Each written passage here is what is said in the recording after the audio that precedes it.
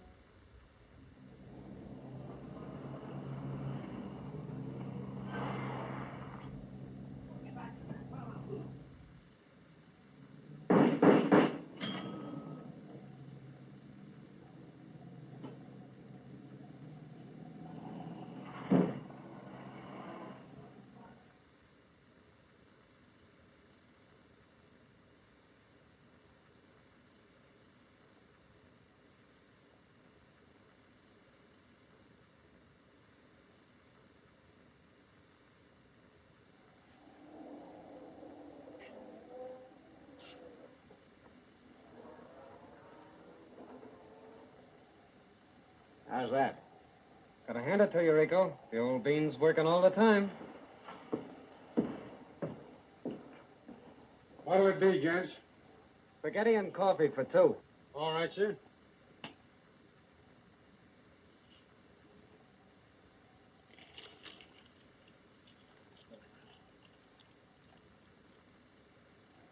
Underworld pays respects to Diamond Pete Montana. What's that got to do with the price of eggs? Plenty. Diamond Pete Montana. He don't have to waste his time on cheap gas stations.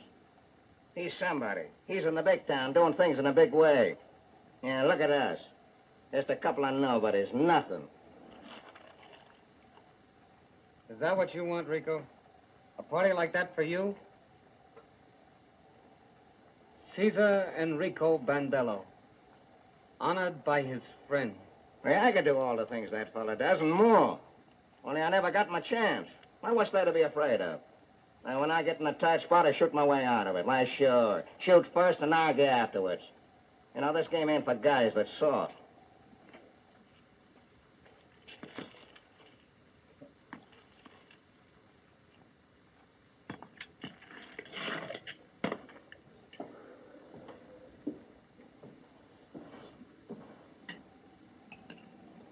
Yeah.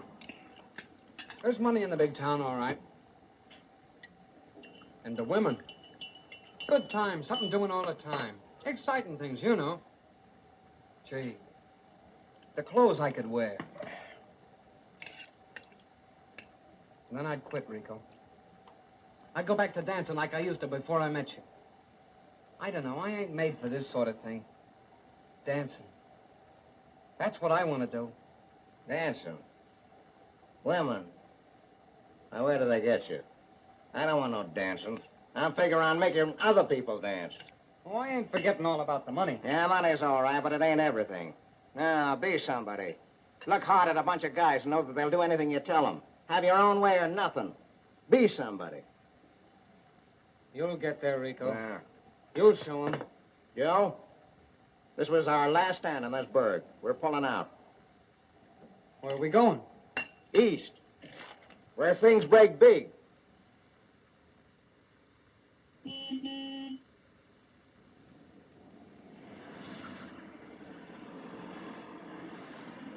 So I beat it east, like I told you. That's all there's to it. I want to roll with your mom if you let me. What do you say? You won't be sorry for letting me in, Mr. Vittori. I'll shoot square with you. I'll do anything you say. I ain't afraid of nothing. Well, you think you're a hard guy, huh? Well, there's nothing soft about me, nothing yellow. I don't quit. You got an idea you're good, huh? Well, give me a chance to show you. What do you know about me? Oh, I heard plenty. How you run things this end of town? About this here Club Palermo, how it's your front? I got told enough. I guess you're good with a rod, too, huh? Yeah, quick with it, that's what I am, and sure. Well, I don't go around here. That's old stuff. This ain't the States. Yeah, I get you. All right? You stick around. But remember, I'm the boss, and I give all the orders. And when we split my way. And no squawks, you get me? Yeah, sure, Mr. Vittori. All right, come on in, meet the boy. Sure. Oh, they're 100% all right. Every one of them. There's Tony Passer. Can drive a car better than any mug in the town. Otero. He's little, but he's the goods all right. Bat Carilla.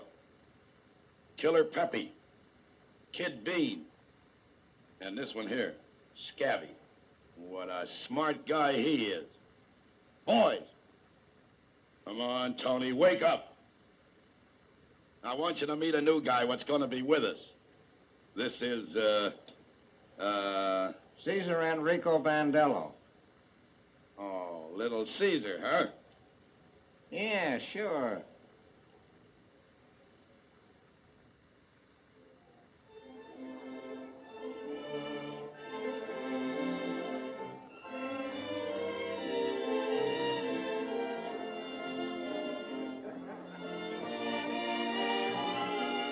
Where did you get the new dancers, Yvonne?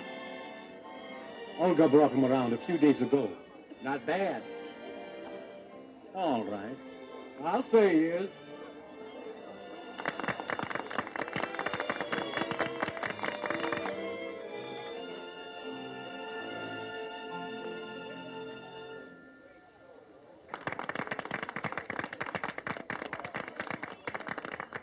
Well, I got hold of a real dancer for a partner, didn't I, Mr. DeVos? Oh, he's an elegant dancer. Say, we'll panic them after a few more rehearsals. So you're not trying to sell them to me, are you, Olga? Well, young fella, I guess 100 a week ought to buy you. It's more than I generally start them with. That's swell with me, Mr. DeVos, even though I don't buy no limousines. Gee, thanks, Mr. DeVos. Oh, you will never be sorry for this. Come, Joey. So, it's you and me from now on. Well, I'm glad. I'm not ashamed to tell you. I guess you know by this time how I feel about you. And that's all right with you, isn't it? Or have you got another girl? A steady, I mean. Hundreds of them, sure, only what's the difference? This is going to be real, huh? We'll make it mean something. Yeah, Joey. Nick. Because I need somebody. Somebody like you. Awful bad. You believe me, Olga? I want to believe you.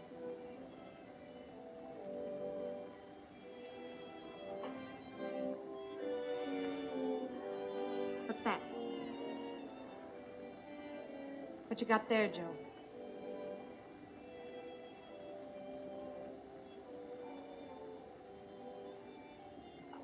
What are you doing with that?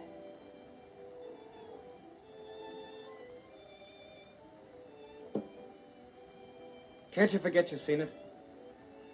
It won't make no difference. Not between us, Olga. Don't worry, baby. It's just a little good luck charm I carry around with me. Is that your racket? Maybe. I suppose I got no right to ask you, Joe. But now that we got an understanding, couldn't you leave it?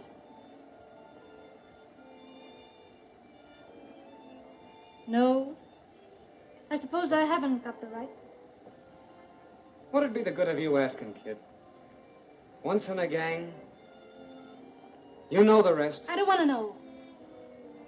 Only maybe it could be different this time. If we try. I've never seen the guy that could get away with it yet.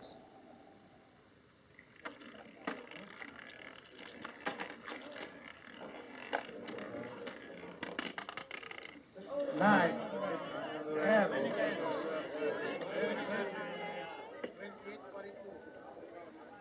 Salvatore is still waiting for you in your office.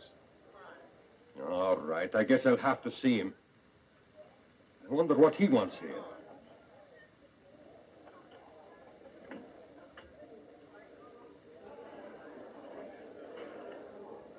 Hey, Rich.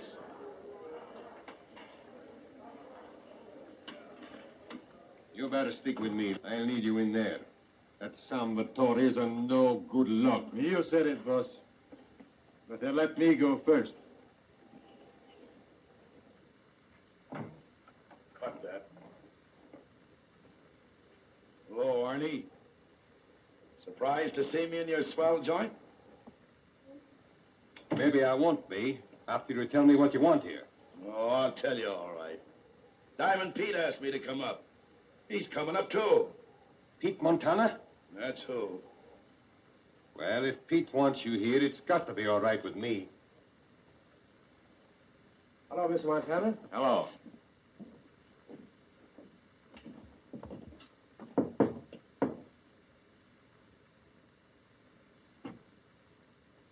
Hello. Hello, Arnie. Hello, Pete. How are you? Hello, Vittori. Hello, boss. Cigar? Thanks. Thanks, Arnie. Sit down, boys. I got something to tell you. A message from a big boy. Now listen. Here's the lowdown. The big boy says Just a minute, boss. Hey, you. Nobody asked you to be buttoning here, did they? Screw, mug. You ain't giving me orders. You're a fresh guy, huh? Take it easy, Rico. Or you go out there and wait for me. Check with me, boss.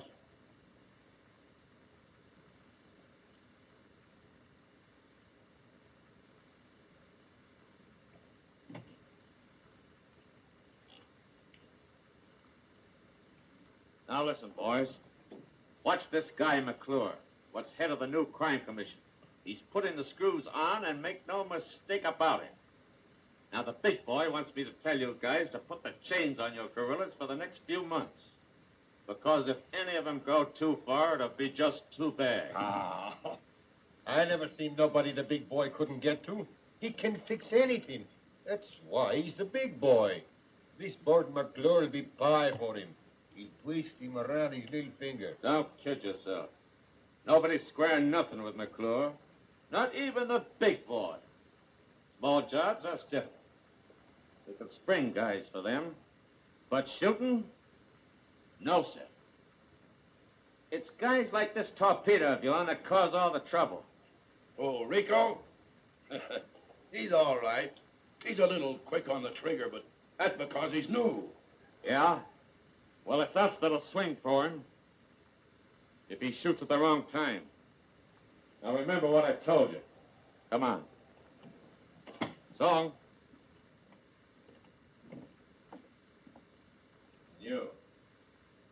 You take it easy with that cannon of yours. Did you hear me? Yes, Mr. Montana. night, fellas. Good night. Good night. Do yourself a favor, will you, Rico? Leave your gat home on the piano the next job you pull. Yeah. Park it next to your milk bottle.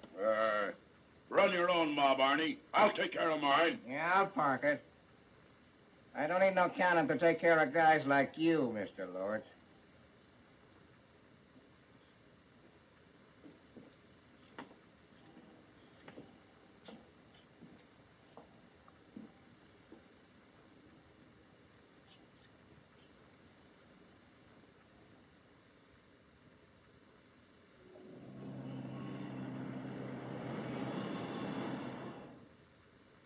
Yeah, we gotta be careful. Little Arnie's interested in this here nightclub. And if it ever gets out who pulled the job. Oh, they'll never get wise to it. It's going to be a cinch. They're careless because they've never been tapped. Yeah, but I don't like the whole business. Neither do I, Sam. Honest, I don't. I couldn't sleep last night. I was that worried. I don't want to take any chances. Not now the way they're closing down on us. What's the matter, Tony? Getting yellow?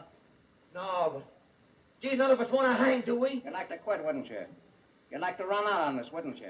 You're yellow, you dirty... Wait a minute, Rico. Where do you get that yellow stuff?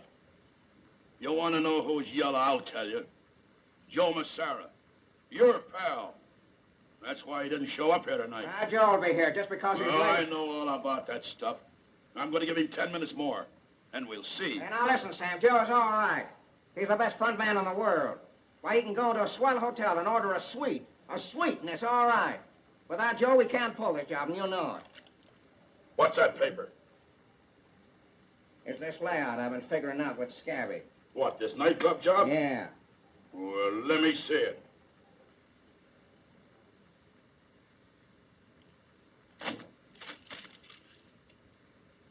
And until I say different, nobody's gonna plan for this mob but me. You get me?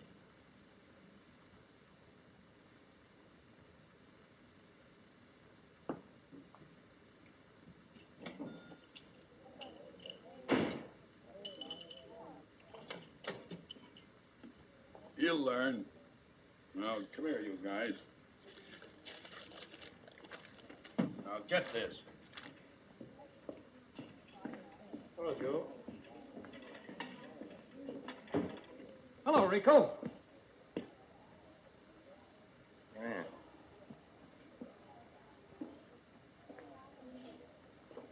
I told you to be here at 8:30. Oh, well, you see, I was busy. I was rehearsing and... Oh, well, you know how it is. Yeah, I know how it is. They've been saying it in there, only I didn't believe them. They're crazy when they call you yellow. Tell them they can go to... Say, what's the big idea of the rush, anyway? It's a little job we need you for. A little job at the Bronze Peacock. What do you mean? You trying to kid me or something? How can I take the chance? They're all my friends. They all know me. That's why. They'll never suspect you. Now, don't stall, Joe. I ain't stalling. You gotta get me out of this, Rico. You gotta. I don't want to. Oh, don't you see? I'm working steady now, and... Oh, can't a guy ever say he's through? Now, you're going to be in on this, and you'll like it. The time is to be sharp midnight on New Year's Eve. I won't. I can't. I can't, don't you see? Gee, I'll be working New Year's Eve. And now listen, Joe. This is the joint where you're working. And don't you be forgetting it either. Come on in.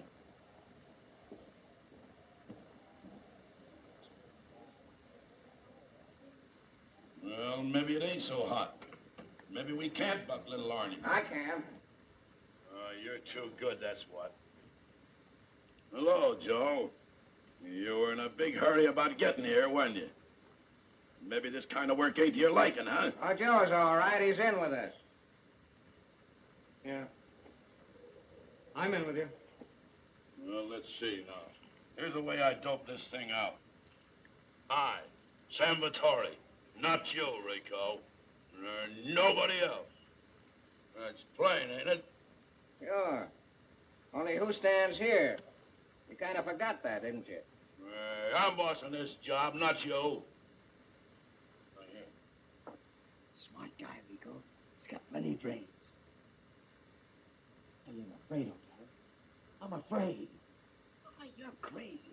Rico is coming with us. Come on now, buck up. And you, Joe, you'll be in the lobby and give us the high sign if everything's on the up and up. You get me? And if we get in a jam, you'll have to take a chance with the rest of us.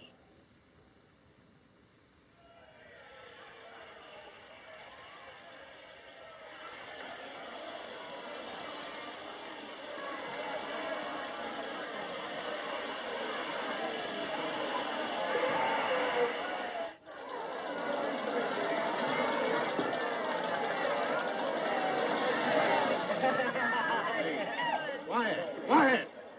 Holy Moses Lamp McClure. The Crime Commission buzzer. Hey, divorce. Come here. What is it, Arnie? What is it? Bring McClure over here. I want to buy him a lemonade. Not tonight, Arnie. Some other time. Go on. Do as you're told. Go on, divorce. Bring him here.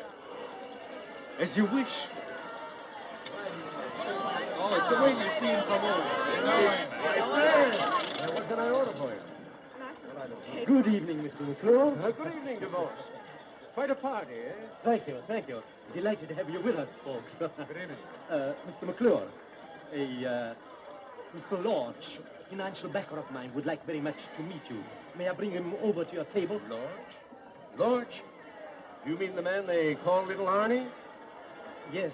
And you say that he's a financial backer of yours? Yes. I didn't understand that a man of his type was connected with this place. I'm sorry, divorce, but you might inform Mr. Lodge that we're leaving. I came to this place under a misapprehension. Now, Mr. McClure, I'm sorry, folks, but we'll have to go somewhere else.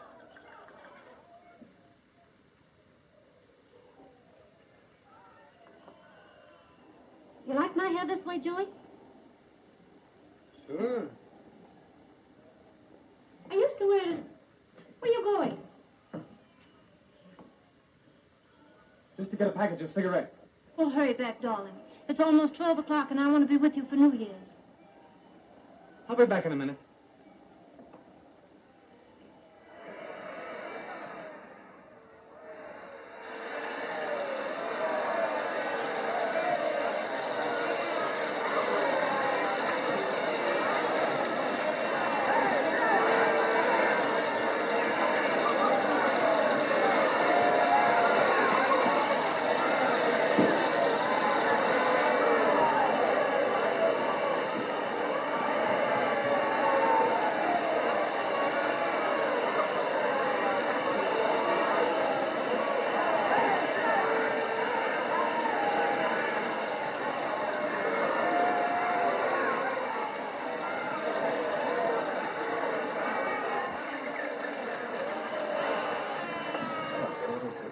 Dixon Oval.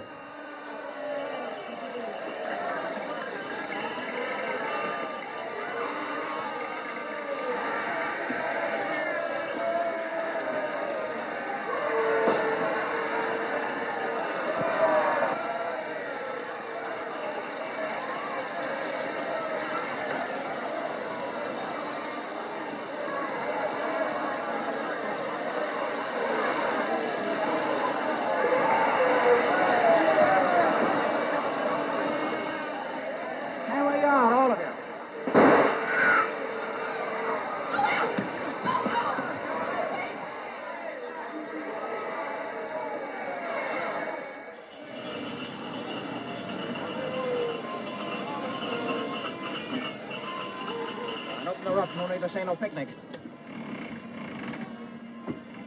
What's the matter, Tony? Losing your nerve? Come on, get it. Get going. You gotta get out of here. Come on there.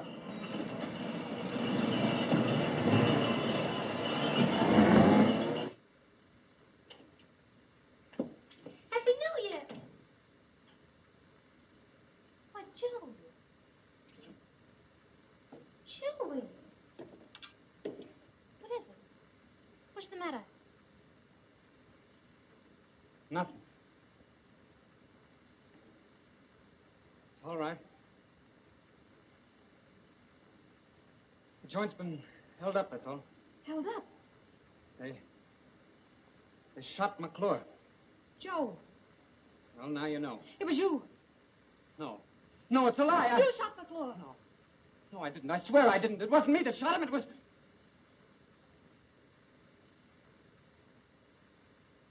I don't know who.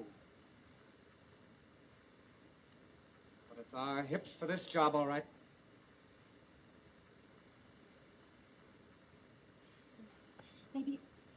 Maybe everything will be all right, Joey. Maybe he wasn't hurt badly. But you're through with that bunch. Oh, you don't belong, Joe. You're not that kind. You'll never go near them again. Olga? You can't go back on a gang. Well, everything come off all right? Tell me. Everything was all right. Only I had to take care of a guy. Who was it? McClure. McClure. You shot McClure. 1,000,000 guys in this town, and you had to pick the crime commissioner. What did I tell you, Rico? Didn't I say to make it clean? Didn't I say no gunplay? You think I'm going to let a guy pull a gat on me? Any more of these cracks, and this is my last job. The head of the crime commission. The big boy can't do us no good this trip. They'll get it dead sure now. What am I going to do? Well, why don't you go and give yourself up? You're slipping, Sam. And Tony, what about him? Where is he? Getting rid of the car. Tony got nervous. He's just like a big baby.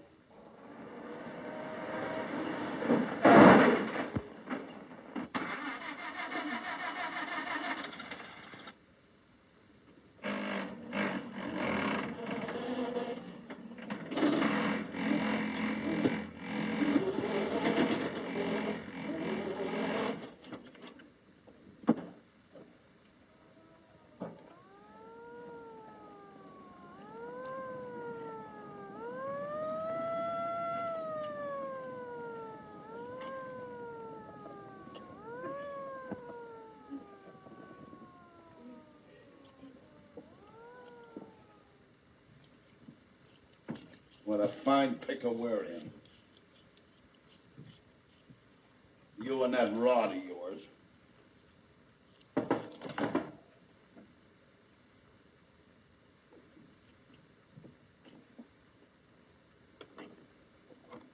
Flaherty's downstairs. A couple of dicks with him. They're coming right up. Well, stand where you are, all of you. They won't know nothing unless they pick Tony up. Give them the sack. I'll be in here listening.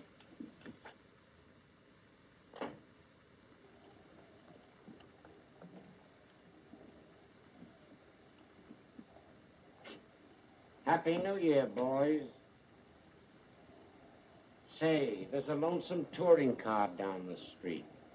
I was wondering if you happen to know anything about it. How should I know anything about it?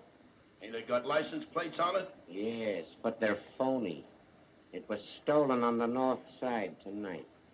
Oh, I got a good cafe business.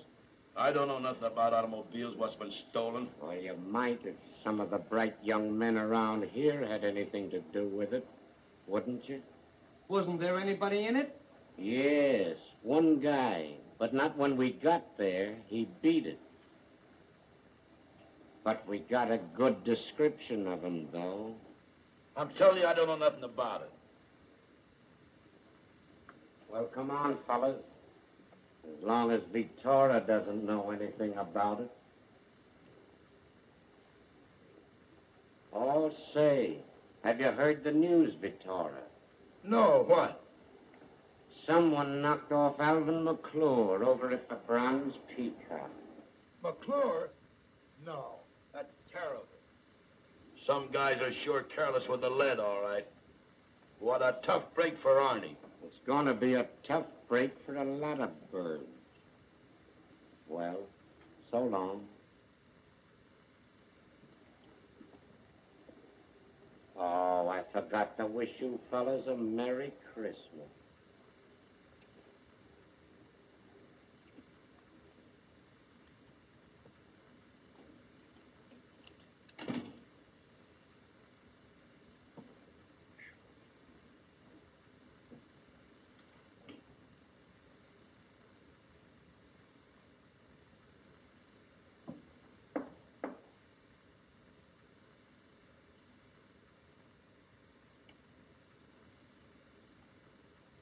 Tony.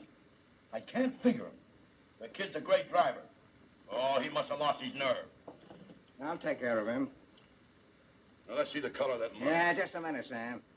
I got my own ideas of a split this time. And you can take it my way or leave it. We ain't begging you. Yeah? Well, I bossed this job. And I'm going to get my split in the regular way or else. How'd you boss this job? By sitting here in your office cheating yourself a solitaire? Well, that don't go no more. Not with me, it don't. We're done. I've been taking orders from you too long. Yeah, and you'll keep on taking orders, too. Or you'll get out of here so fast. Yeah, well, maybe it won't be me that gets out. No? Yeah. Well, maybe the boys have got something to say about that. What about it?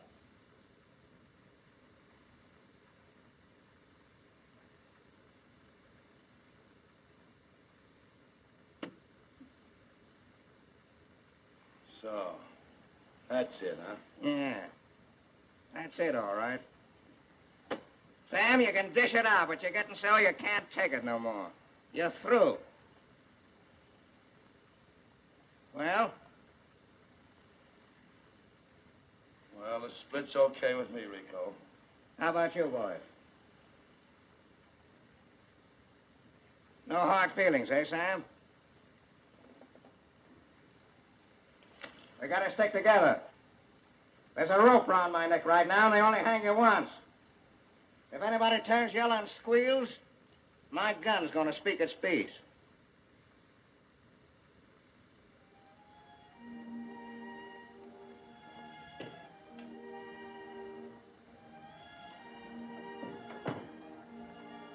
What's the matter, Antonio? Why you don't sleep? You sick, maybe? Huh? Yeah. Oh, what? No. Can't a guy get up when he wants to without answering a lot of foolish questions? You stay out late night. You drink a lot of wine. Leave me alone. Oh, listen, Antonio, I have some spaghetti for you on the stove. If you feel better, eat the stuff. Yes? It do you good. You used to be a good boy, Antonio. Remember when you sing in the church, in the choir with Father McNeil? You in white. Remember? Father McNeil. The church was beautiful. You little boy with long hair. The tall, big candle. Flowers. Remember, Antonio?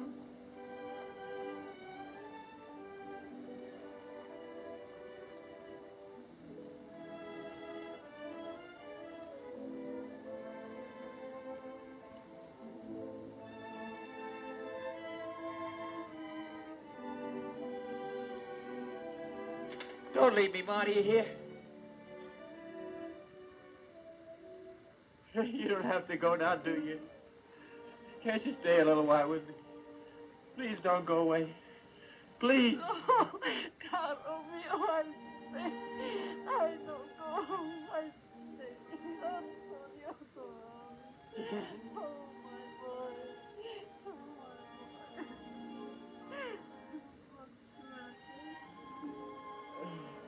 boy. I'll be all right, Ma. You better run along, do you hear? You run alone. Take good care of yourself, will you, huh? And give my love to Miss Banshee, will you, huh?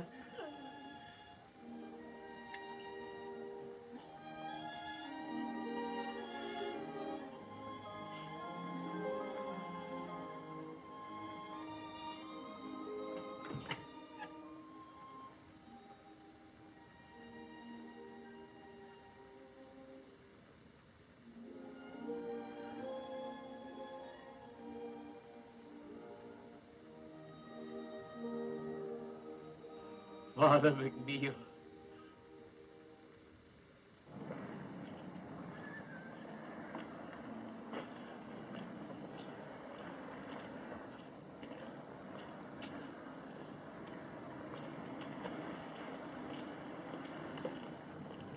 Hey, Tony, where you been? I'm looking all over for you.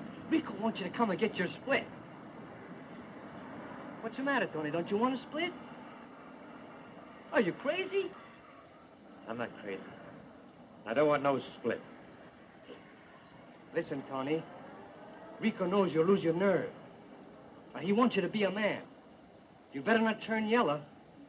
Get away from me, Otero. Leave me alone. Listen, kid, I'm trying to tell you for your own good. Now, you come with me and get your split. Hey, Tony! Tony, where you going? I'm going to see Father McNeil. Rico! I found Tony, but it's too late. He's crazy. I tell him to be a man, but he just shake his head and go to the priest. Well, I guess that's that. We ain't got any time to lose. Come on, Sam, get yourself a car and let's go. Not me. Take Scabby. Scabby's no good. No, I'm no good. Can you drive, Otero? Sure. All right, let's go. We'll use the black roadster.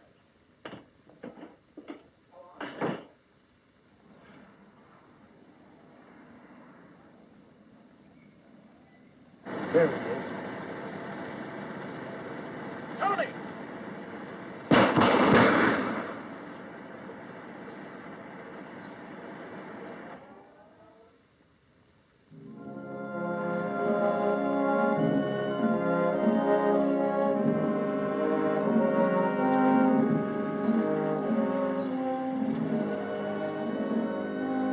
Did you see all them reeds? That hearse is sure decked out pretty. Well, this was no time to be tight with money. Tony deserved a swell send-off. Poor kid. Yeah, but Rico's wreath beat 'em all. It was big. And all it had on it was Tony. Not even Rico's name. Yeah, Rico's no biker. Tony looked like he was asleep. Didn't look a bit changed.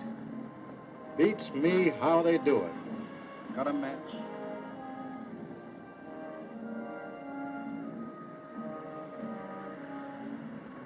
Look, Rico.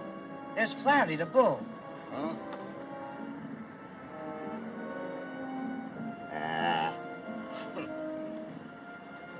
Things must be getting pretty hot. What's he want? He's just stalling. He ain't got a thing on me. Gee, we're moving slow. We got plenty of time. The banquet won't start until 8. Yeah.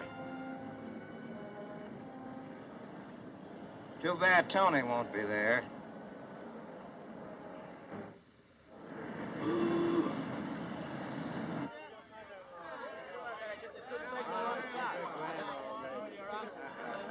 Well, that's the goods, all right. That's the fanciest I've ever seen, Sam. It is. Now, look at those little turtle doves down here. Friendship and loyalty, huh? Well, how do you like that, Sam? Huh? Pretty good, Rico. You know, Tara was telling me I didn't look good in the Derby. What do you think? Well, it's just like you, Rico. Yeah, I thought so, too. I guess I'll stick to him from now on.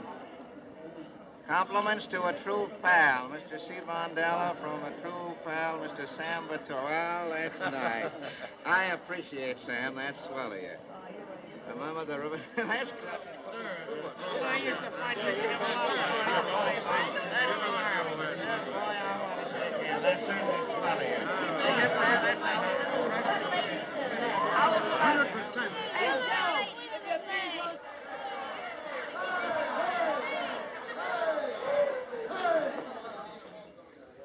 What's the matter with you, bird? Don't you know how to act at a banquet? What do you think you are, a lot of gas house yaps? Well, cut that chatter. Gabby's gonna make a speech.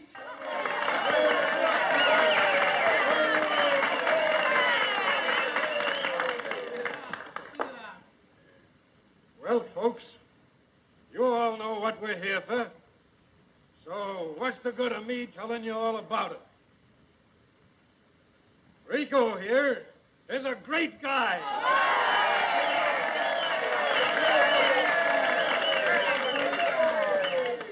Sure. And, well,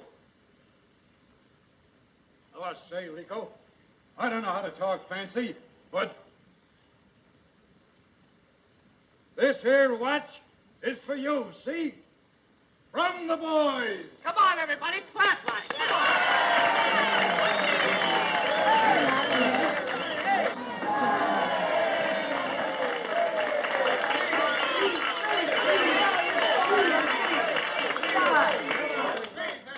Oh, well. All right. You birds want me to make a speech? Here goes. I want to thank you fellas for this here banquet. It sure is swell. The liquor is good, so they tell me. But I don't drink it myself. And the food don't leave nothing to be desired. Well, I guess we're all having a swell time. And it sure is good to see all you gents with your mouths here. Yeah. Well, I guess that's about all. Yeah, and only I wish you birds wouldn't get drunk and raise a lot of cane, because that's the way a lot of birds get bumped off. Yeah, come on, lay off that stuff. I know what I'm... A couple of newspaper guys out there want to take a picture. What do you say, boss? Well, what do you think of that, huh? Sure, send them in, only tell them to make it snappy. I'll see you later, Rico. Oh, don't go away, Pete. Well, yeah, we're going to have our pictures taken. I haven't had my picture taken in the last 15 years. Well, what do you think of that? 15 years you had it. Come on, boys, make it snappy. We ain't got all evening.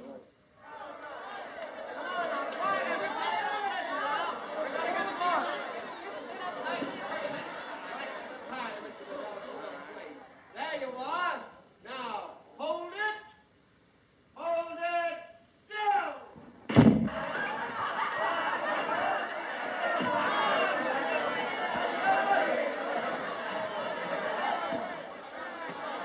That guy over there. That was a bad play you made then, Rico. That flashlight. They might pick you up on that. Oh, what do I care? And I want folks to see what the boys think of me. Hey, Rico, what become of that pal of yours, that dancer guy, Joe Massara? He didn't come. He ain't been around in a long time. He didn't quit on you, did he, Rico? Bad business to quit on me, Sam. One guy tried that on me once. Now, you mind your own business and let me tend to my own.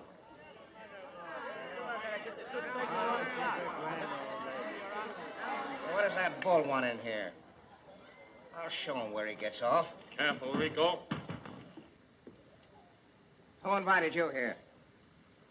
You're getting up in the world, aren't you, Rico? The downstairs is open to anybody, even cops. But the upstairs is private. Thanks. But I like to keep my eye on you, Rico. You see, I'm your friend. I like to see a young fellow getting up in the world. That's all. So long. Hurry back. I will. Oh, say. Somebody threw a brick through Maya Blum's window last night.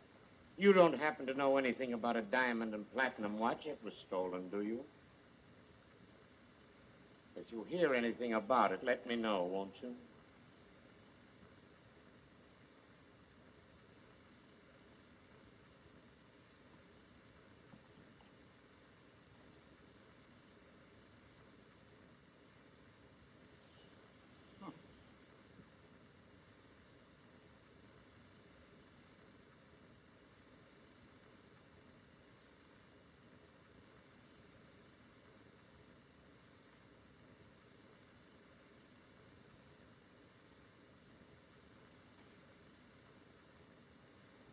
Banquet, eh? Rico got far. Too far. So now he's got to stop. I'm saying he's got to stop. Oh, Arnie, are you fellas going to start another scrap? What's the use of my paying heavy dough for protection if there's never any peace? Don't you worry, the boss. There'll be peace soon enough. I'm saying he's got to stop, so he's going to stop. He's been cutting in on my territory, and that's all wet with me. Look,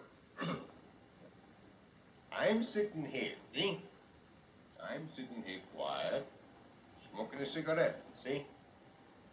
But a couple of my boys ain't sitting here.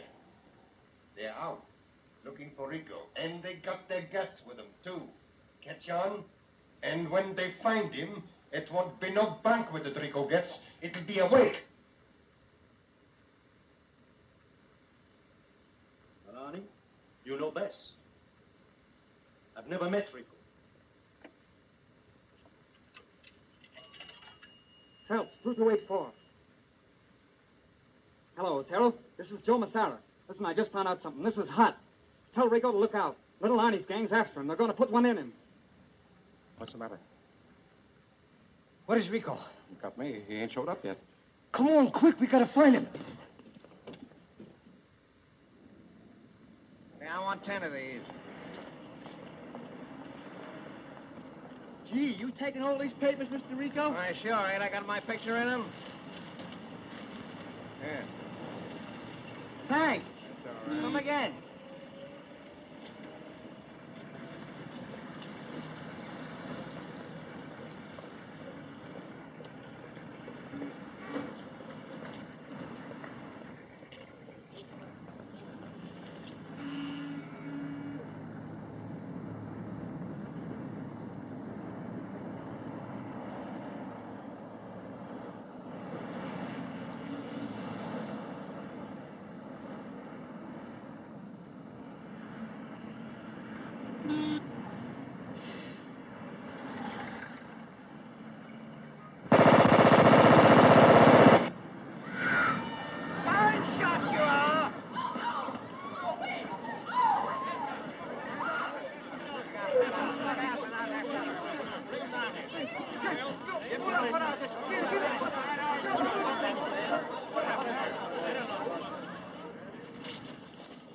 So, somebody finally put one in you. Yeah, but they just grazed me, though.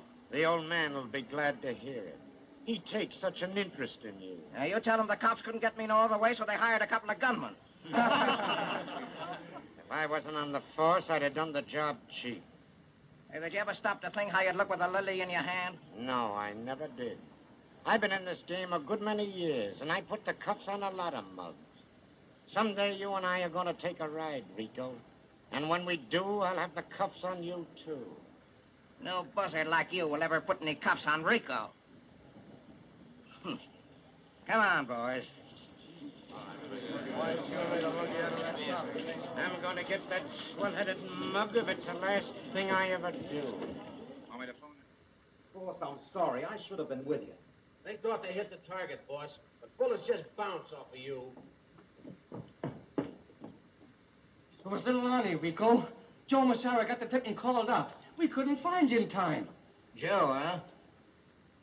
Well, I didn't think he cared enough. Well, that was white of him, all right. I ought to give him a chance on my next job. There. Guess I didn't study medicine for nothing, did I? Thanks, Cabby. I'm going to see little Arnie tonight. If he's looking for trouble, why, that's what we got the most of. I want Killer Pepe, Otero, Kid Bean, and Bat to go with me.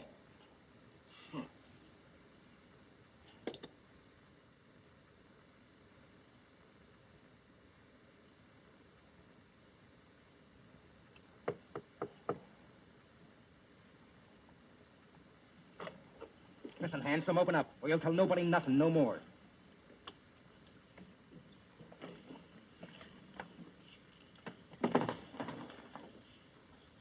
Tell him we're all right and don't act nervous.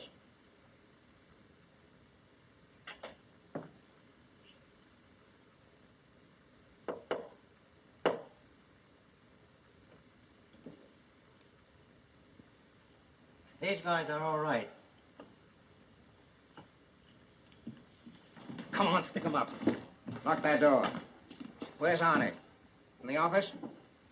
Matt, you stay outside that door and don't let anybody come in. Kid, you keep him covered. Pepe and Otero, follow me. Come on, you. Give him the knock.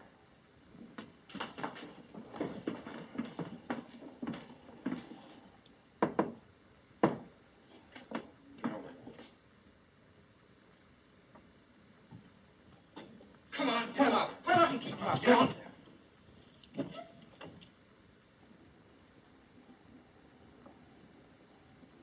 Hello, Arnie. How's business? What's the game?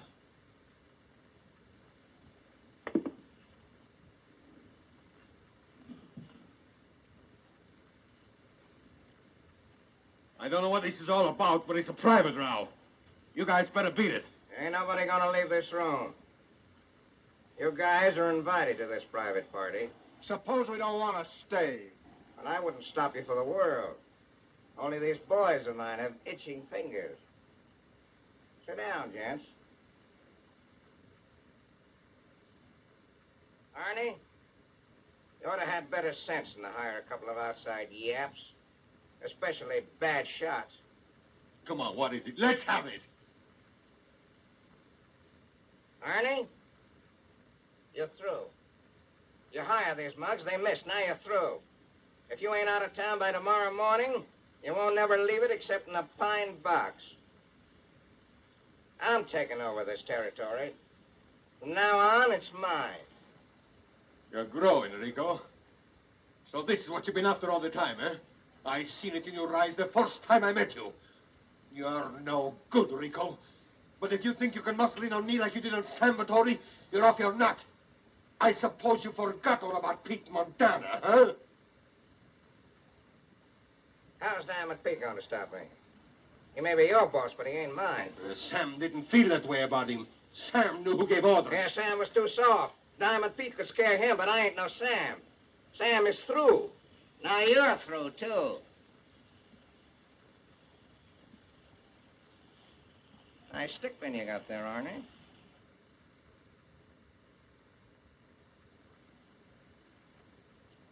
Nothing phony about my jewelry. Arnie, you better quit this racket. You can dish it out, but you got so that you can't take it no more. And you better take your hats and beat it. The first thing you know, you'll be arrested for finding a rod in the city limits. Well, I guess that's about all.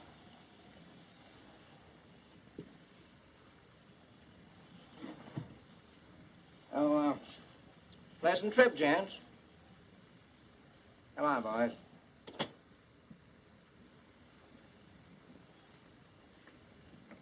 Oh, thanks, boys, for the artillery.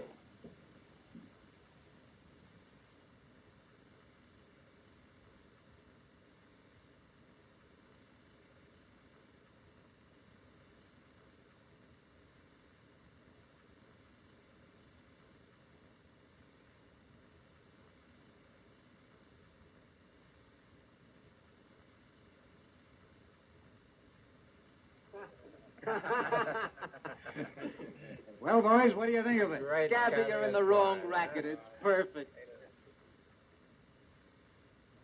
That means you have a new partner. Little Caesar.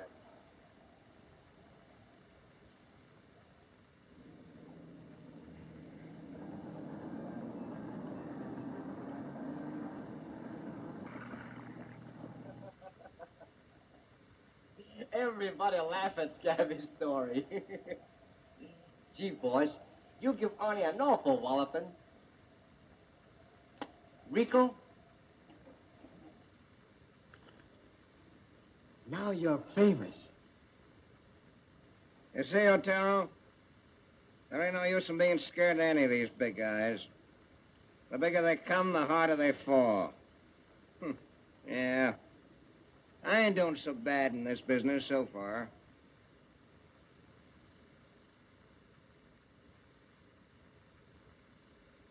I don't know. Ah, you look great, boss. Yeah, but it feels terrible. Ah, you're getting up in the world, Rico. You know, there ain't none of us ever been invited up to eat at the big boys' dump. And nobody ever crashed the gate except Pete Montana. See what I mean? Now, you don't want the big boy to think you ain't got no class. Yeah, they rig you up better than this in the stir. If you think I'm going out in this harness, you're crazy. Oh, you look fine, boss. Go on, take a peek at yourself. Oh, I don't know. Yeah, all I need is a napkin over my arm. Now, don't you look fine? Huh? Yeah. I guess maybe it don't look so bad after all.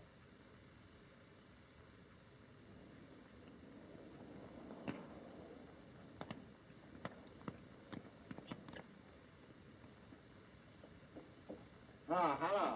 Hello. Hello, big boy. Hello, Rico. Huh? Oh, yeah, thanks. Thanks very much.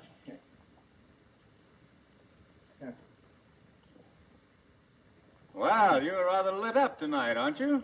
Yeah, I thought I'd better put on the monkey suit. That's right. You may as well learn now. Yeah. Well, some joint you got here. It'll do. Yeah. I bet all this trick furniture set you back plenty, huh? Well, they don't exactly give it away with cigar coupons. Well, I'll tell the world. Boy, it sure Oh, look at that. You like it? Oh, I think it's elegant. That cost me $15,000. 15 cents? Boy, them gold frames sure cost plenty of dough. Oh, will you have a cocktail or a dash of brandy? Oh, no, thanks. I never touch the stuff, never. No? Oh.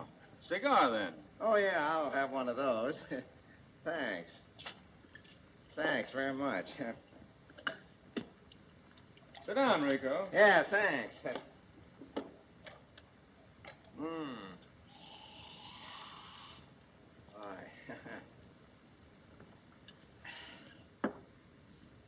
Now, listen, Rico. I'm going to talk to you, but you're not going to hear a word I say, see?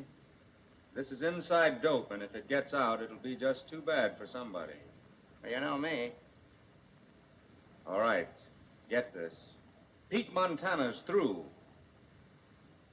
Yeah? Well, and I thought he was such a big guy. He's through. Suppose I were to tell you that from now on, you were Pete Montana. That you were to take over his territory in addition to your own. Would you shake on it? Would I? Would I? All right, it's set. I'm doing a lot for you, Rico, but when I get you planted, I'll expect plenty of service. Now, you'll sure get it. Permit me, then, to drink to the new boss of the North Side. Thank you.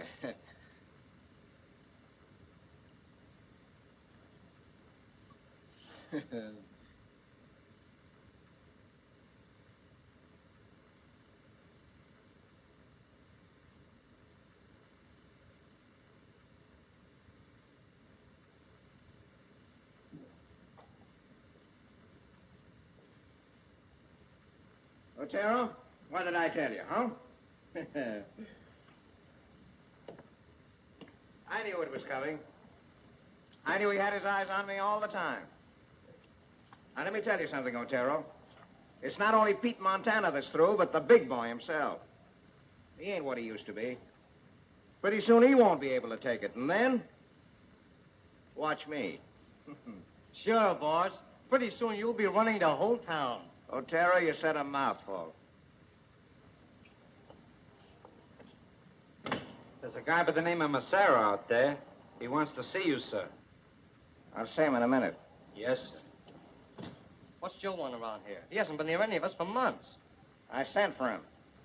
I heard that somebody in Detroit got to Floridale and told him to start working on a dancer at the Bronze Peacock. He wanted to find out who shot McClure.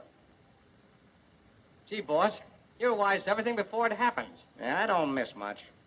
I'll soon find out if Floriday's been working on Joe after I've had a little talk with him.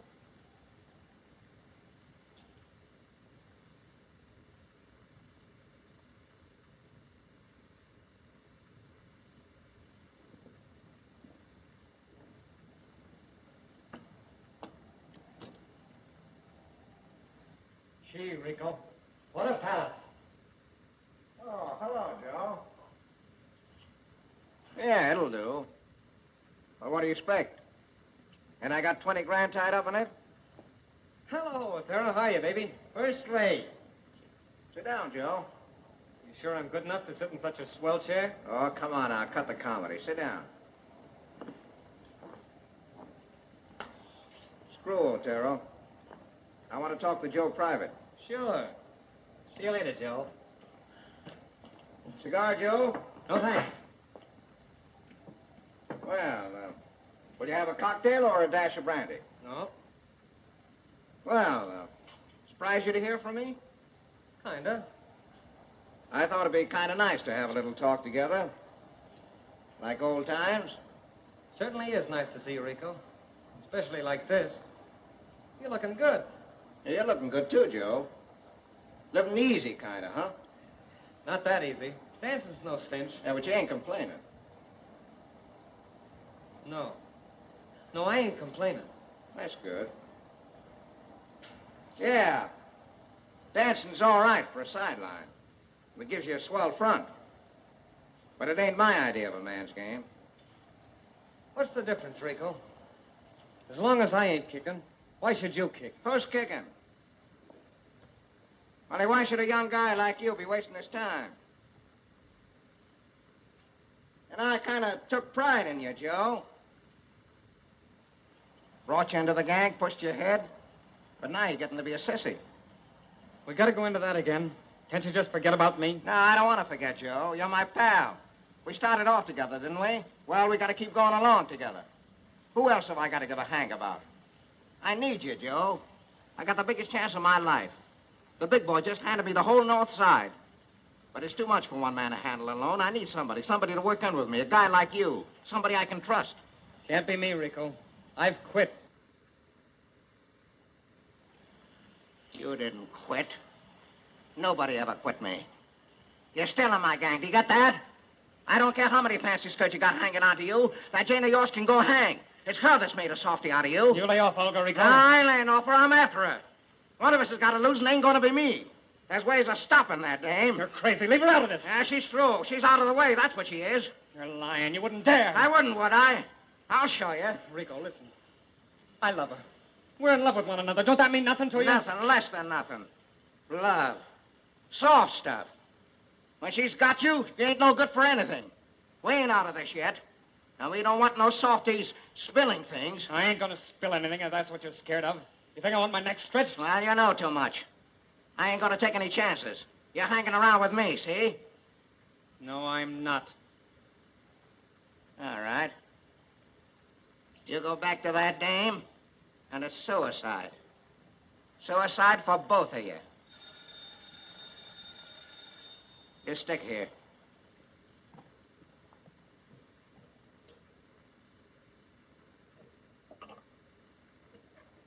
Hello? Oh, hello, big boy. No. I don't want that guy. I don't trust him. Yeah, I got a kid by the name of Joe Massaro would help me. Yeah. All right, goodbye, big boy. Oh, Joe.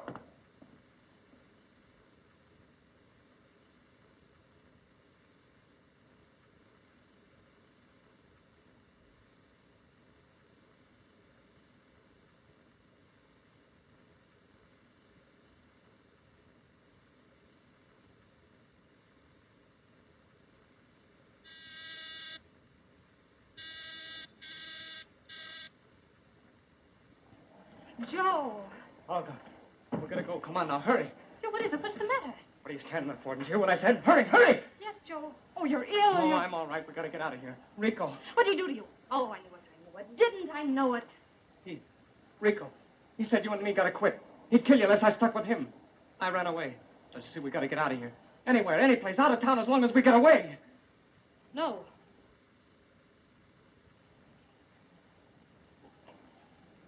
No? You're not coming? No. That's not the way. But, Olga, you don't know that guy. Olga, you've got to, please. No. Sit down, Joe. We've got to think. I don't want to think. I don't want to sit down. You're coming. Don't you see it would be no use? Where? Where would we go? Where would we run to? There's no place he wouldn't find us. There's only one thing for us to do. Clarity. Crazy? You think that'd save us? Flaherty? That's worse than suicide. I won't do it. I can't. Well, I can do it. That gang must go. Rico must go. I want my happiness. Joe, I want you. And we'll never have any peace till Rico's gone. And I'm going to do it. Olga. Don't, please, Olga, stay here. Olga, open this door. Olga, please, open this door. Hurry. Park 1000. Hug. Don't call Flaherty. Please, open this door quickly. Rico will kill us both. Headquarters, I'm in Sergeant Flaherty. Sergeant Flaherty, this is Olga Stethel. I've got Joe Massaro with me in my apartment, 17 Edgelow Drive. Yes, he wants to talk to you. Hurry. Come on, boys. We're going to a party. Who's giving the party? Joe Massaro. Formal or informal? I don't know, but we'll find out when we get there. Shouldn't have done it. You shouldn't have. There was no other way. No other right way. The rope for me. No, it isn't. Not if you turn in state's evidence. We'll make them promise that everything will be all right.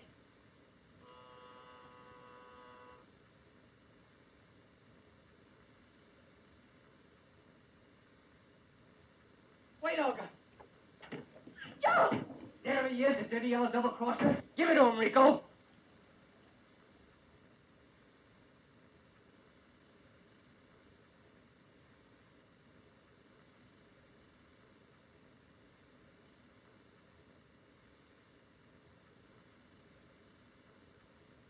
No.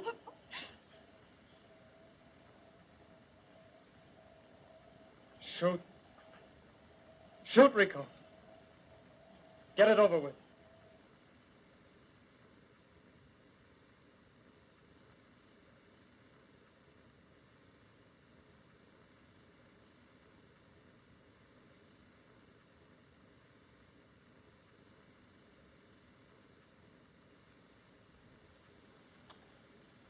Come on, Charles, let's go. You're getting soft, too.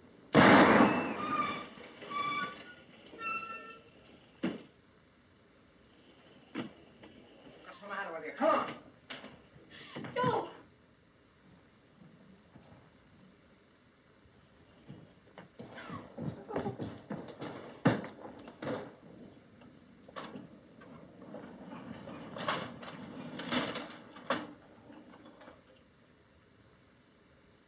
Who was it? Oh, Charles, he and Rico, there through the window. Come on, boys, go and get it.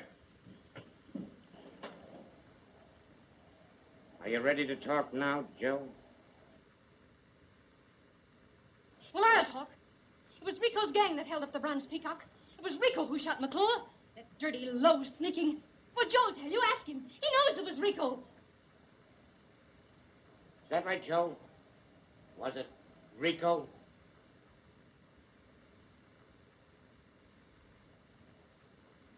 Where's your phone? And there. Oh, Joe. Here, let me help you. Park 1000. Hello, Dan.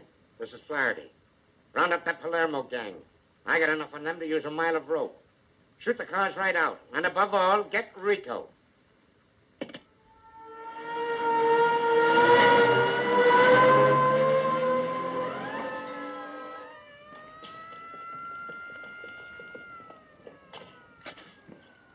You gotta watch our step. The cops are sure to be cruising around this street. Oh, you should have plugged Joe. Yeah, I should have plugged him in the Dane, too. If they ain't squealed about McClure yet, they'll sure do it now. Yeah. From now on, we're hot. Yeah, this is what I get for liking a guy too much. Come on. Oh! Oh!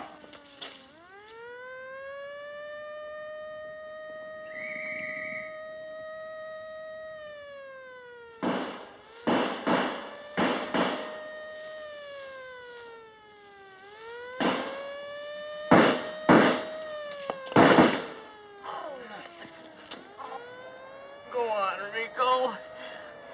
I'm done for. Oh, Rico.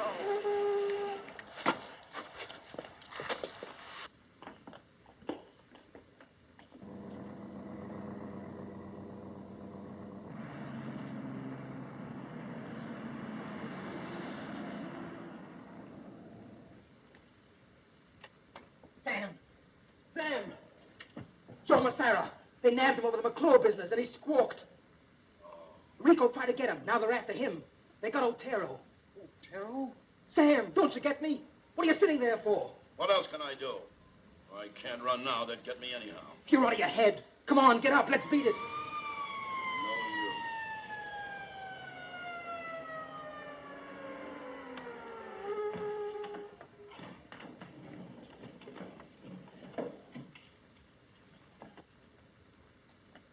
Put him up. Don't move. Hand over your gun. All right. Take him down the car.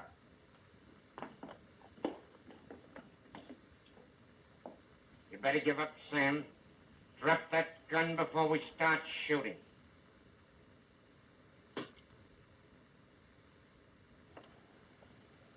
Come on in.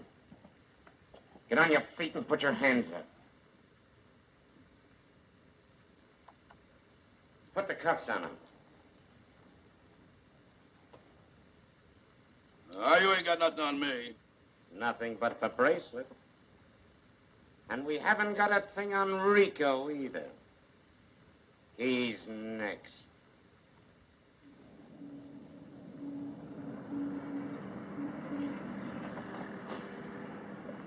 There's nobody in there. No.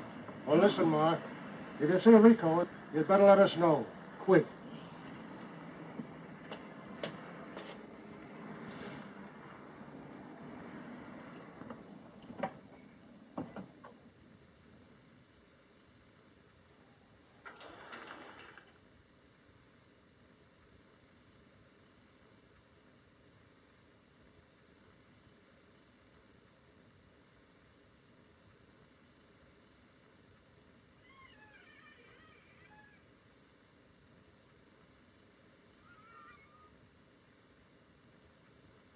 Well, got yourself a nice fix. Yeah. Coffee just here. I got Otero. I'm going to stay here a day or two, and then I want a car. Gonna cost you big, 'cause I'm taking big chances. All right, I got 10 grand planted here. Help yourself. When you're ready to start, I'll give you $150. You'll give me. Say, whose money is this anyway? Who do you think you're talking to? I need plenty. Most of my money's hidden in the apartment, and I can't get to it. I'll give you $150. Take it or leave it. Why, you dirty, thieving old hag. No, you won't. 'Cause I'm the only one knows where the money's hid. Kill me, and you won't get a cent. I'll give you $150. If you be a good boy.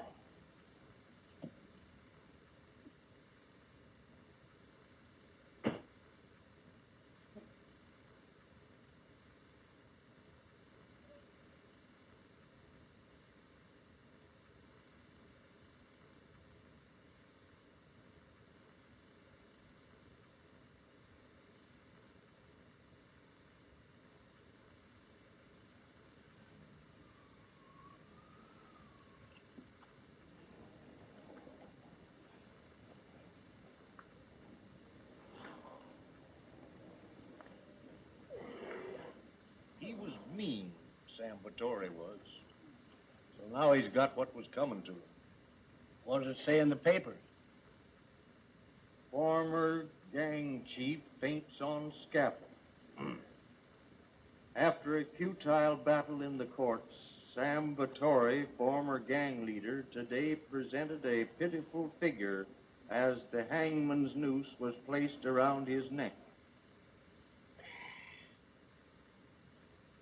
Listen, little Caesar has never been found.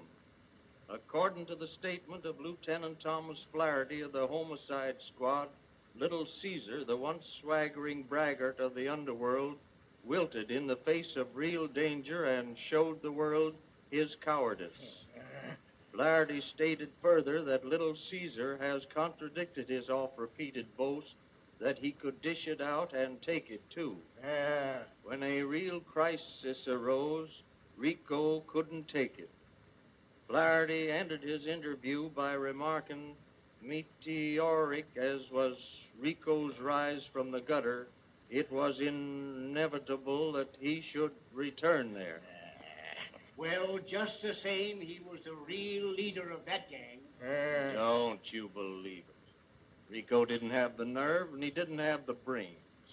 He was yellow, just like Flaherty said. That's what Rico... Give me that paper. Here, what's it?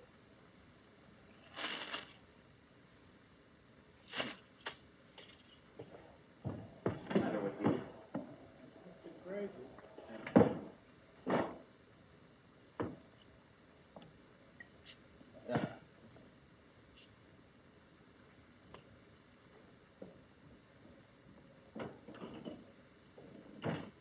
Show 'em where they get off. Yeah, trying to put that kind of stuff about me in the papers, huh? I'll show 'em where they get off. Hello?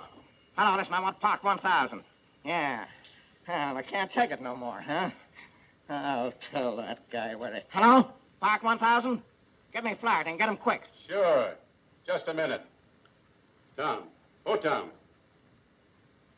I may be screwy, but this sounds like Rico. Yeah? Flaherty speaking. Yeah, this is Rico speaking. Rico. R-I-C-O, Rico. Little Caesar, that's who. Yeah, you're a big guy now. Ain't just shooting your mouth off in the papers. So I ran out when it got hot, huh? You think I can't take it no more? Well, listen, you crummy, flat-footed copper. I'll show you whether I lost my nerve and my brains. Thanks, Rico, old boy. The same to you and many of them. Come on, tell me some more. The sound of your voice does my heart good. Trace that call. Find out where he's phoning from quick.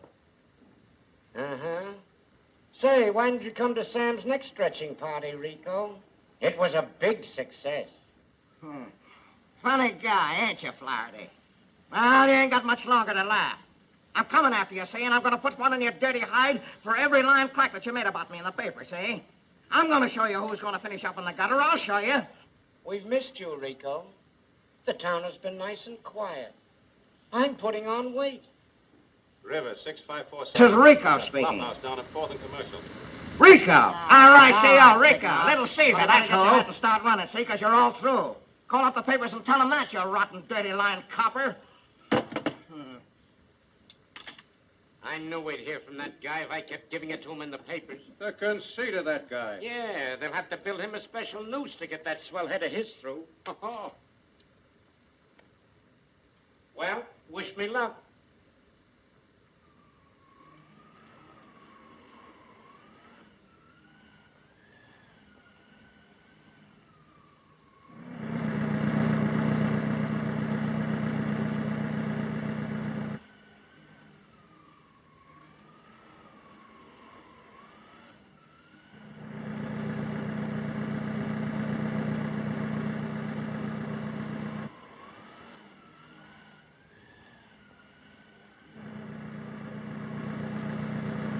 There he is. That's Rico, all right. Pull in there, Rick.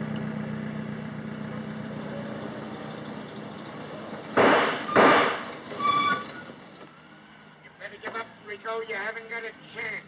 You want me, you'll have to come and get me. You better be a nice boy, Rico, and come out. You heard me. If you want me, you'll have to come and get me.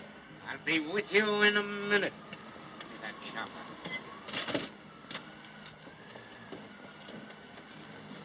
This is your last chance, Rico. Are you coming out, or do you want to be carried out?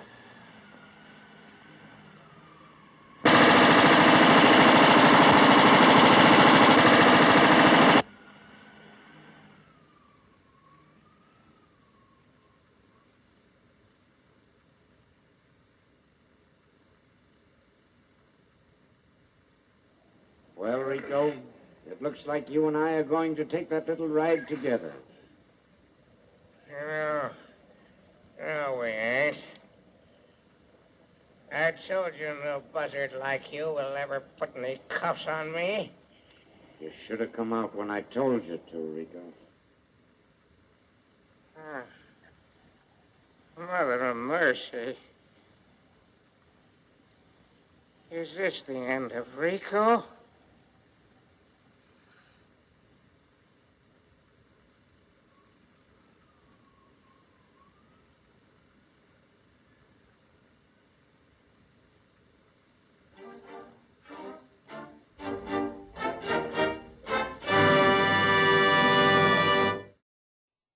Yeah, this is Rico speaking.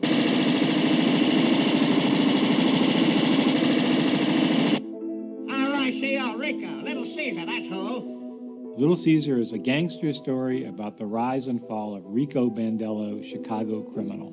It's much more about the rise of a tiny, squealy little guy who starts at the bottom, learns to dress well, learns to make his way in Chicago society as he makes more and more money, as he kills off all his enemies, and finally reaches the pinnacle of success as a gangster. And just when he reaches the top, it all comes tumbling down, and he ends up a depression bum and then finally dies in the streets. It's sort of an anti-American dream story, and his very sad end is, I said, perhaps a warning to all of us that we all can tumble as quickly as we rise. There have always been gangster films from the beginning of filmmaking. There was this tradition in the early silent cinema of films about the city and about crime in the city. D.W. Griffith made films like Musketeers of Pig Alley in 1912, and one of his actors, a man named Raoul Walsh, director of White Heat, for example, made a film called Regeneration. It's pretty much a gangster film of that time, literally of the period 1914, 1915, and it's quite remarkable for its authenticity and for what it says again about that lifestyle.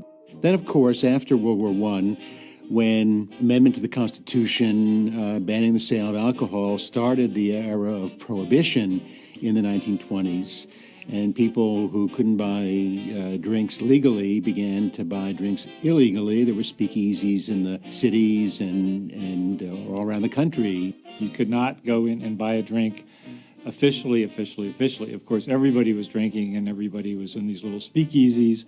A new kind of crime began to service the needs of legal alcohol and so on.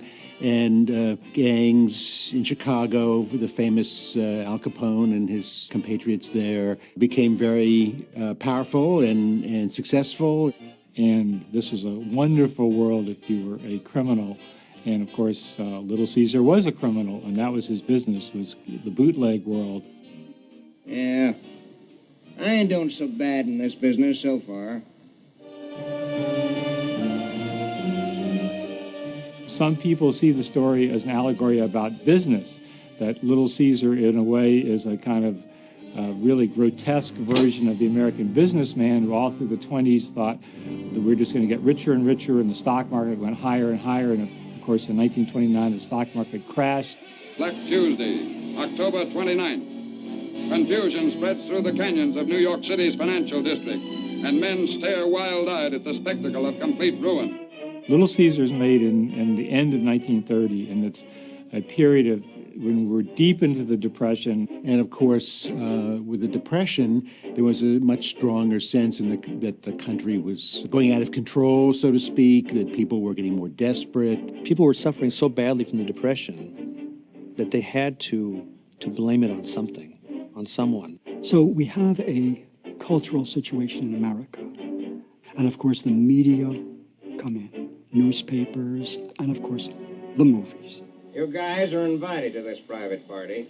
Suppose we don't want to stay. And I wouldn't stop you for the world.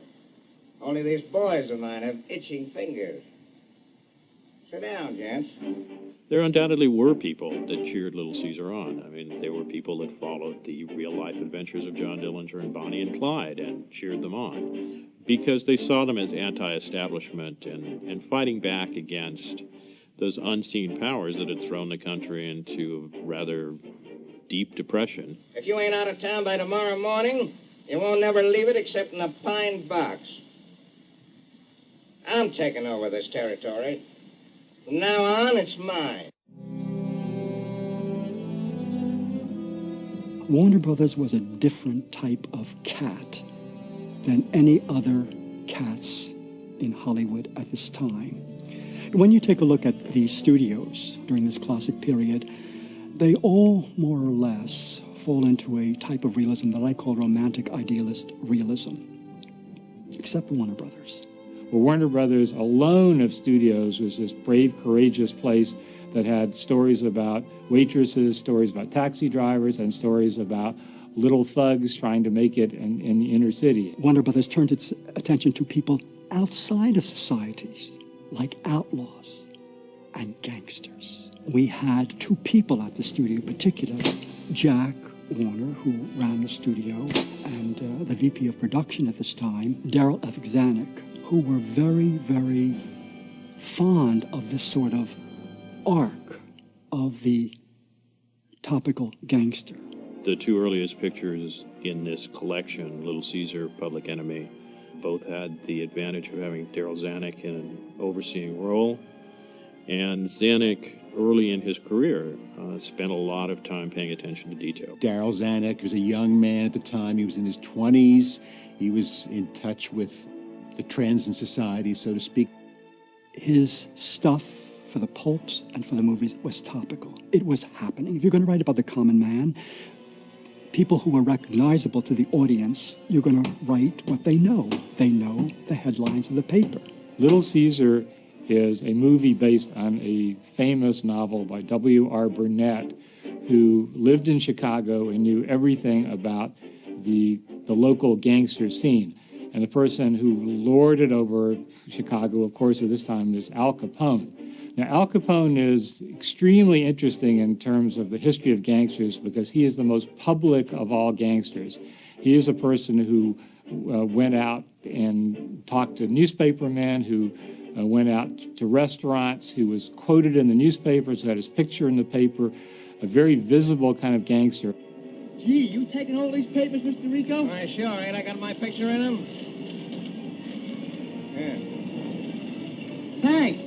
Come again. At the time of Little Caesar's premiere, it was just generally accepted that it was based on Al Capone, and there was the problem. There was a lot of outrage out there of having a gangster glamorized and made a figure with whom people in the audience were encouraged to identify. We're only 3 years away from the Hollywood Code, in which the various conservative groups got together and really grabbed Hollywood and said, this stuff has got to stop. Crime has got to be punished in a very understandable way, in a way that the most ignorant audience is going to know that they should not be a criminal. I told you no buzzard like you will ever put any cuffs on me. You should have come out when I told you to, Rico. When Little Caesar came out, Jack Warner could not have said, this is a thinly disguised Al Capone. He would have been sued. Who knows what Al Capone would have done to his studio. But years later, Jack Warner said he actually bought the novel because it was a thinly disguised portrait of Al Capone. That's why he made the movie. Edward G. Robinson, Rico Bandello was going to be Al Capone in a Warner's film.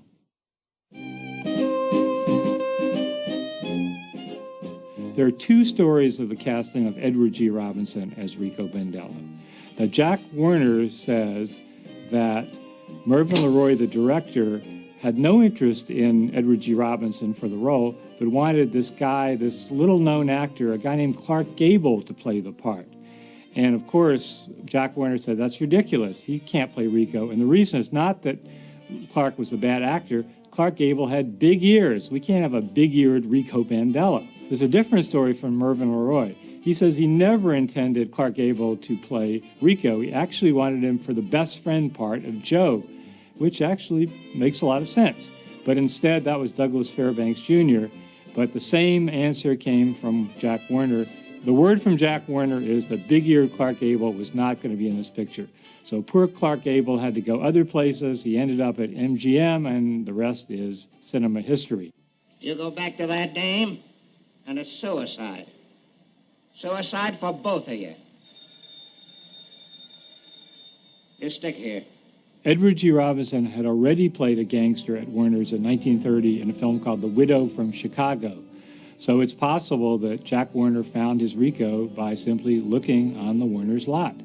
The casting in this movie of Edward G. Robinson is quite amazing because he looks like Al Capone. He really does. Although he's a Jewish actor, he's from Bucharest, Romania. He arrives in Hollywood and he right away is a gangster. He's a short guy, he's got a thick neck, he's got a flat nose, and all you do is you add a scar and you've got Al Scarface Capone. Besides the reality of what Edward G. looked like, besides the reality of his voice, the snarl, it was the reality of the character. Listen to his voice.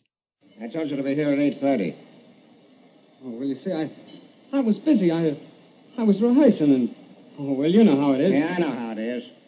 They've been saying it in there, only I didn't believe them. They're crazy when they call you yellow. Little Rico is a wonderful, a wonderful character, and Edward G. Robinson could do no wrong, particularly when he tells him, it's getting so you can dish it out, but you can't take it anymore. Sam, you can dish it out, but you're getting so you can't take it no more. You're through. He's really a fine actor, very authoritative, very strong, and very decisive. Little Caesar has the bravura performance of Edward G. Robinson that makes the entire story work. Just a minute, Sam. I got my own ideas of a split this time, and you can take it my way or leave it. We ain't begging you. Yeah? Well, I bossed this job, and I'm going to get my split in the regular way or else. How'd you boss this job? By sitting here in your office shooting yourself a solitaire? Well, that don't go no more. Not with me, it don't. We're done. He's not at all like Rico. He was a very sophisticated, educated man. He was an immigrant who was very, very well read. He was a very scholarly sort of fellow, not at all the tough gangster type that he appeared on the screen. He was a highbrow, if anything, a great art critic, collector of fine pictures, an intellectual who played tough guy parts. And I kind of took pride in you, Joe. Brought you into the gang, pushed your head, but now you're getting to be a sissy. We got to go into that again. Can't you just forget about me? No, I don't want to forget, Joe. You're my pal. So I learned a lot from him, from working with him. He was a great student of drama and a very gratifying job, and I was very pleased for the opportunity. Little Caesar and his cigar. We always think of him chomping away as he brags and talks and plans his next crime. Well, in the novel, Little Caesar does not smoke a cigar. So this is a place where Warner Brothers, the studio, gets all the credit. Apparently, Mervyn LeRoy put it into the hand of Edward G. Robinson. Edward G. Robinson started chomping on it, and that became the trademark of not only Little Caesar, but of Edward G. Robinson in future roles, and in fact, become sort of an icon for gangster films. If you chomp on a cigar in a certain way, you are a gangster.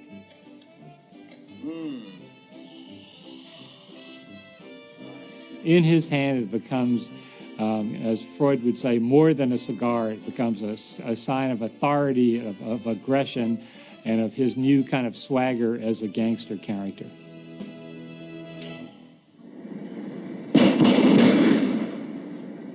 Little Caesar was made at the beginning of the sound era. The two genres that really profited from the coming of sound were the musical, of course, and the gangster film, because you could hear the gunfire.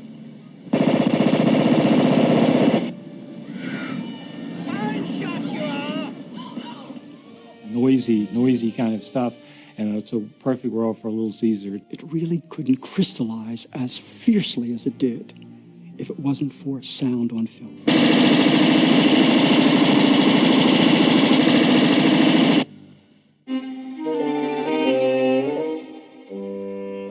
As a film historian, I've always been fascinated by anti-American dream stories, and you can't get any better or worse than the story of Little Caesar. Sure, boss. Pretty soon you'll be running the whole town. Otero, you said a mouthful. It's a great case study in which it shows a guy who completely buys into the American dream, Rico Bandello, this little gangster, and is completely willful and is completely self-centered and self-driven and spends all his day and night thinking about rises and rises and rises. He does everything right according to the American dream, and then he has this incredible tumble into the gutter, into the flop house. Meteoric as was Rico's rise from the gutter, it was inevitable that he should return there. You see the rise and the fall, and you see it through pride and arrogance and pretty much all the seven deadly sins, and it's very much a morality play in a way. So you could say in a way that these films do personify in these characters the American dream in a very, skewed and strange way. And I think he's a lot of Americans who just are totally surprised that the American dream can work out in the worst way possible. This is your last chance, Rico. Are you coming out or do you want to be carried out?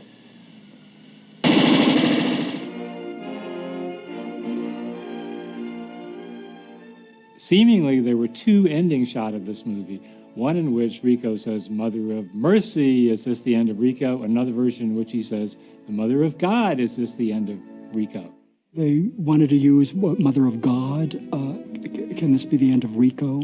And of course, they felt that it would be considered a kind of blasphemy. I don't know how I could, but I think that's the word that came up, among the Catholic audience. And Mother of Mercy is much more palatable, so Mother of Mercy is what we have in the release cut. I think what's astonishing in Robinson's performance is he looks genuinely surprised to be dying. You would expect that someone who's been engaged in criminal activity that involves, killing and being shot at would not be so astonished. Mother of mercy. Is this the end of Rico? That's become one of the great lines of movie history. There was a vitality, a vigor and honesty in Public Enemy and Little Caesar. They're works of art that were not compromised by some kind of restrictive regime. Little Caesar is a film that not only was a big box office hit in 1930, but has this resonance that makes us still look at it forever and ever.